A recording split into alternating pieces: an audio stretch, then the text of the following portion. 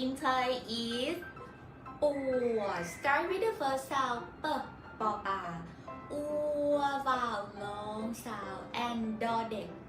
final consonant ปออัวดอปวด Can you repeat after me please ปวด Excellent ปวด mean age when you have an age you can put ปวด in front of a part of body let's say ปวดหัว mean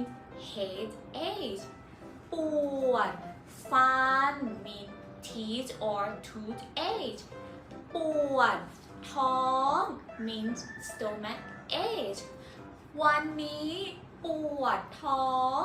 Today I have stomach ache If you like these flashcards or want to know more about flashcards or Thai language please feel free to contact our school